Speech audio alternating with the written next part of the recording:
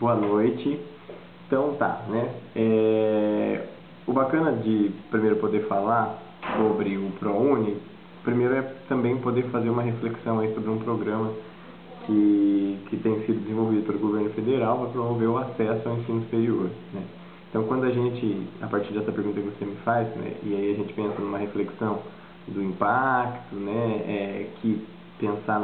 na necessidade, então, de quem tem a necessidade da bolsa e quais são as etapas que são necessárias a serem cumpridas até você conseguir a bolsa ou ter condições de pleitear a bolsa, né? Então, falando de uma pré-condição para você conseguir pleitear a bolsa, é primeiro ter um bom desempenho no Exame Nacional do Ensino Médio. E aí, por si só, já considerar então todos os elementos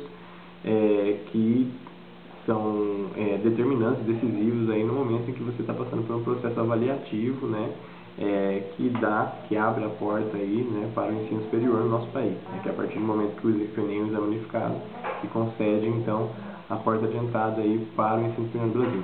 Então, o primeiro passo é de fato problematizar assim, o vestibular como uma grande avaliação e aí como sendo então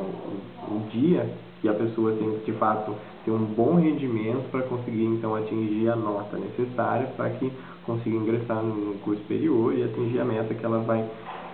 ter que alcançar, né, sendo um pouco redundante, mas vai ter que alcançar mesmo para poder pleitear então o ProUni. Então isso por si só já é um fator estressor,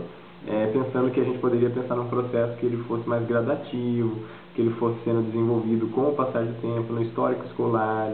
dos alunos, para que eles não precisassem, por exemplo, a partir do nota de um único exame, terem aí a possibilidade de acessar a universidade. Então, acho que essa é uma questão que a gente guarda aqui para discutir. E os outros pontos, né, se deve aí à gama, né, de documentações e de formas de comprovação de que, de fato, as pessoas que pedem um recurso são merecedoras, digamos assim, elas têm necessidade de conseguir a bolsa, né? Que, conhecendo pessoas que já passaram por diversas etapas para pleitear o ProUni, né, dizem que, de fato, é bastante trabalhoso, né, e o número de documentos que são necessários é bastante grande, tendo que inclusive pensar em declarações de renda de todos os familiares e que essa declaração de renda muitas vezes não pode atingir um determinado valor e esse valor que muitas vezes atinge também não tem uma compatibilidade aí com, por exemplo, o valor das mensalidades das universidades. Então tem uma série de questões a serem relevadas, né, porque a gente começa a perceber que é uma grande peneira, né, e isso de fato pode desencadear aí um processo, né, de bastante estresse, né, porque quem está passando por essas etapas, né, de fato está aspirando a entrar e ingressar no ensino superior e a partir de um programa que está institucionalizado, que entretanto, se a gente fosse pensar do ponto de vista do acesso, o acesso ao ensino superior deveria ser garantido por si só, assim como a gente tem o acesso à educação, sendo de responsabilidade do Estado.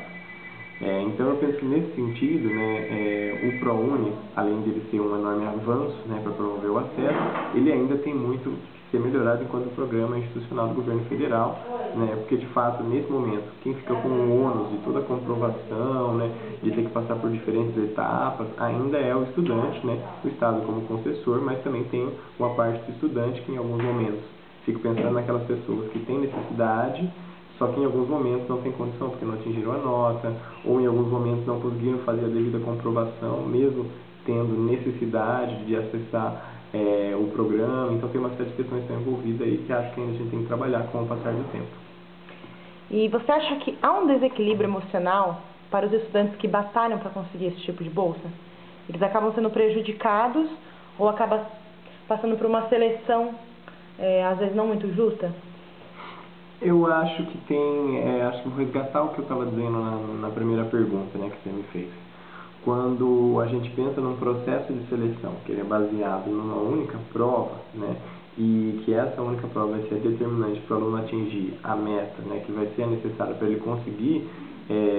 o benefício, então eu acho que de fato isso é um descompasso, né, assim, e aí quando a gente vai pensar do ponto de vista, né, eu sendo um profissional da área de psicologia e já tendo visto muitas pessoas que passaram por exames dessa natureza, de diferentes áreas, a gente vê que a carga emocional desempenhada, né, pelos próprios estudantes durante a realização de exames dessa natureza gera bastante estresse, né, e inclusive comprometem o rendimento de qualquer desses estudantes, diferentemente do que se eles estivessem em condições diferenciadas, num exame diferenciado ou num processo gradativo de avaliação. Então isso eu acho que é algo que ainda a gente tem que avançar mais nesse sentido, porque o desequilíbrio emocional ele pode ser ocasionado justamente pelo ponto que a gente se encontra de que para a gente atingir determinada condição para conseguir acessar o benefício, a gente vai ter que passar por uma avaliação que ela é bastante rigorosa, né, e ao mesmo tempo ela não permite erros, né, porque ela é um dia só e se você não foi bem, de fato você não tem condição para acessar o benefício. Obrigada, Rodrigo.